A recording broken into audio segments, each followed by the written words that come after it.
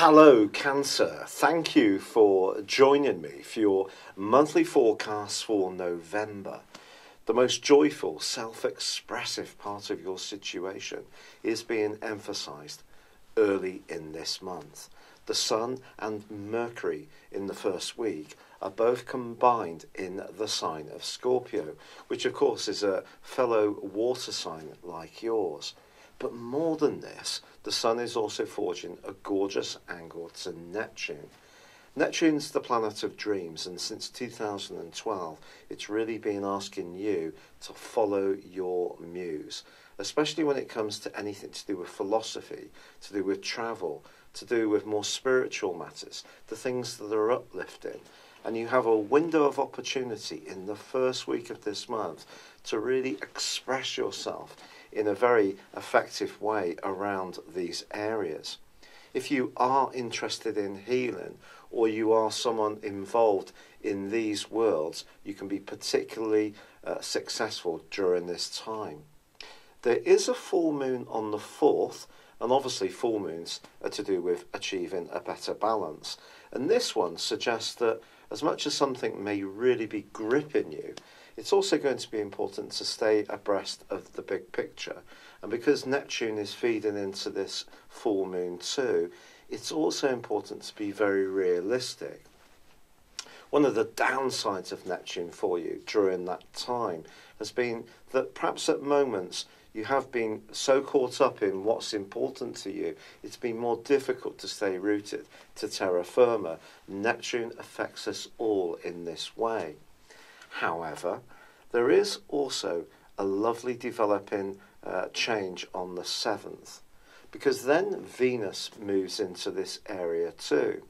But on the 6th, Mercury moves into a much more practical location. Now, he's going to be there for the rest of this month and forging some important contacts. I think basically this change is saying to you that however much you are following your heart, it is important to make sure that how you deliver whatever is important to you is done so in a practical and functional way. It can't just be in a more creative manner.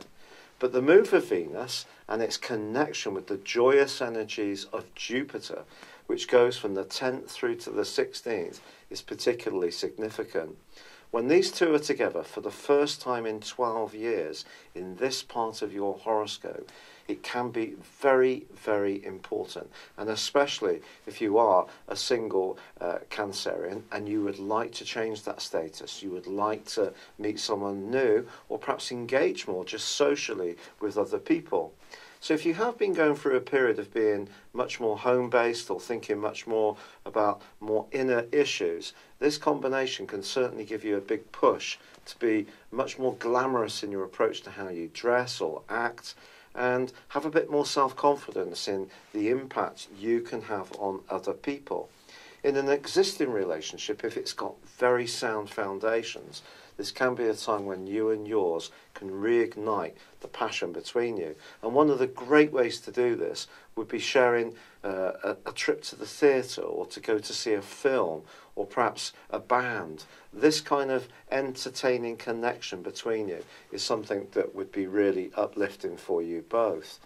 Now, there is a quarter moon on the 10th, and that just cautions you not to pour too much cash into whatever it is that you really love doing, because this quarter moon could see you being a little bit too generous, or making some kind of grand gesture to impress someone that you meet for the first time, or if you have children, perhaps being a little bit too easygoing when it comes to being the bank of mum and dad. However, by the 18th, we do have a very important new moon. This is in Scorpio, and this is going to provide a backdrop of energy for the next month for you. This gives you the chance to really tap into your talents, your flares, your skills even more. But it is supported by the rather erratic energies of Uranus. And what this is saying to you is that you may need to, in some way, be much more flexible, or perhaps open to new and unusual ideas or avenues to push and promote yourself that in the past may not have appealed to you. But raising your profile is what Uranus has been about since 2011, and perhaps in more unusual environments. This just suggests that there could be some situations where you just need to show a little bit of flexibility in your approach, and if you do, this can help you to seize an opportunity that may seem outside of your experience, but actually could be very, very good for you. However, from the 14th through to the 24th, we do have this month's key moment of tension. Between those dates, Mars, in a very tender part of your horoscope all this month, which could at times make you a little defensive, is in a right angle with Pluto, the planet of power. These two planets rule Scorpio, so obviously the inference here is that a combination between them creates passion, and it can do. But I think in certainly a very close relationship, it could be with a sibling, it could be with a partner, it could be with an offspring, a flatmate, certainly someone who's quite close to you in terms of your family or domestic situation.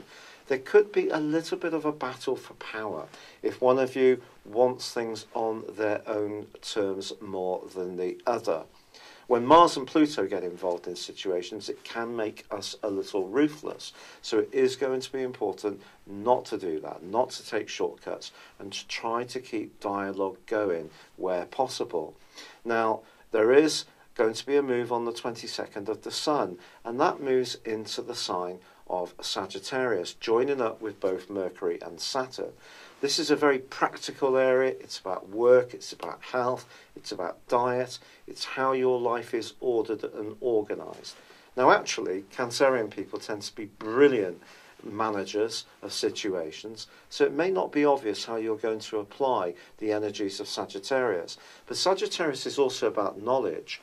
So if there are opportunities to rethink certain areas of your life, whether it's about the type of work you do, or how much sacrifice you make for other people, which is also about the 6th house, or it is about learning more about the nutrients in terms of the food you eat, even if you might feel that you eat very well at the present time, or you might consider some newer and different types of healing techniques that can be very positive for you, then do embrace these over the coming 4 weeks.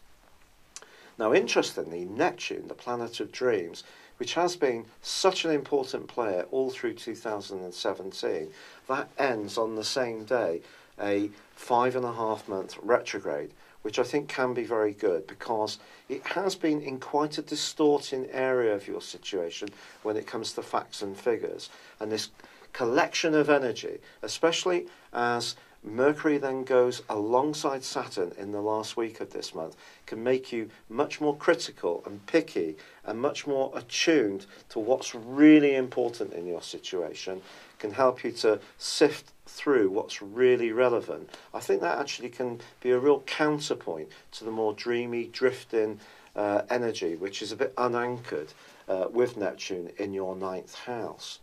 Now, Mercury also forges a brilliant angle to Uranus in the last week of this month. So do remain very open-minded about the type of work you can do or the type of new practices you can apply to your everyday life.